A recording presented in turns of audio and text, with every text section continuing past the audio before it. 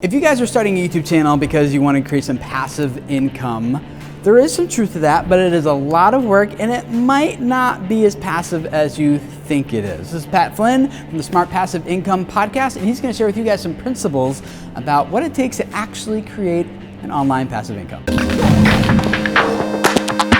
Hey guys, my name is Tim Schmoyer. Welcome to Video Creators. We're all about helping you guys grow your YouTube audience so you can spread a message that reaches people, changes their lives, and that's what Pat Flynn is doing over on his podcast and his own YouTube channel, youtube.com/Pat Flynn. What do you do over there? We talk about business and how to generate passive income, and we've revealed the truth behind that, which is, like you said earlier, it is not easy and it does not happen overnight. You probably heard of people making lots of money. You've probably seen lots of YouTube videos, people sharing their income and like how cool it was. And yeah, we see what we see, but we don't see a lot of the hard work and the time spent to actually get to that point. I have worked with some big people in the passive income space, and I'll just suffice it to say that they were working pretty hard 60-hour weeks when I was working with them. So there might have been like a stage of that, like maybe they would go on vacation for 4 weeks at a time, but it was hard work. So what does it actually take to create passive income? Well, I think the big myth is that you can immediately put something up and then sit back and then you can chill at the beach with your laptop and then money's gonna roll in. The truth is that that's not how it happens.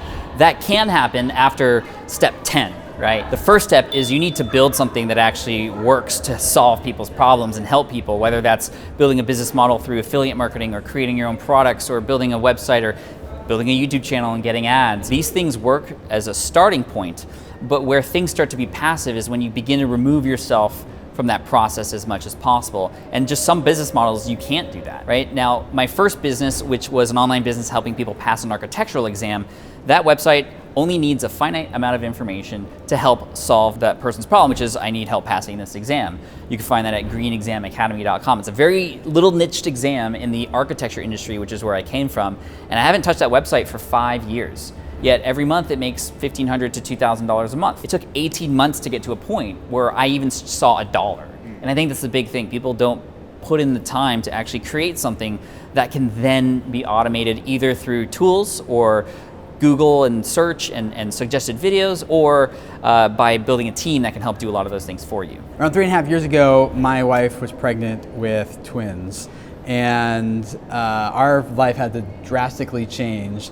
And there was a period of time there where I actually backed way off of my business here at Video Creators. I went from working on it full-time to working about 10 to 15 hours a week for about 6 months straight. And I was very thankful that I was in a position to be able to do that, but a couple things. One is there was a lot of work that went in to get up to that point, but then two, there was passive income still coming in, but I noticed that over time, it doesn't just kind of stay the same or grow. It still requires active involvement. And I found that over time, after the end of 6 months, which is the great thing to do for my family, but the business declined. The revenue didn't stay the way it was without my active involvement, and that's when I felt like this isn't really completely passive. It still requires time and attention. Here's the truth. There's nothing that is 100% passive income. It doesn't exist. 100% passive income doesn't exist. Real estate, it's passive income. You have a house and you can rent it out. You still need to maintain it. You still need a person to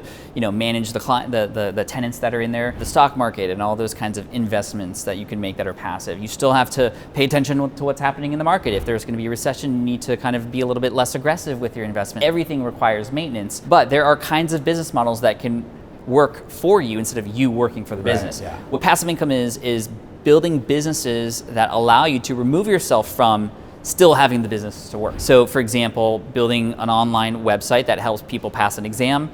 I have the study guides there, the tools, the information they need. People can find it on Google. They go there, they purchase the product, it gets delivered to them via email, and then I get money in my PayPal account. I am no longer needed to be existing in that process. I still have to maintain the website, but that process can happen automatically on its own. You write a book, put it on Amazon, people can find it and download it. You get paid once a month from Amazon Kindle. That's passive, but you still need to maintain the information in that book and whatnot and so forth. Non-passive business models are you take on clients who hire you because you have a specialty, which is great. And I would actually recommend starting there, because your audience might have a very specific need, you have a very specific skill, and they will pay you for that because you make life more convenient, or you are able to help serve them in a way that they can't serve themselves with. But as soon as you stop, your money stops. Yeah, it's a dollars for time exchange. The price can maybe scale to some point, but the hours don't. So at that point, you could either be happy with that, and that's okay. It's totally okay. If it's work that you love, then continue to do that. Maybe you start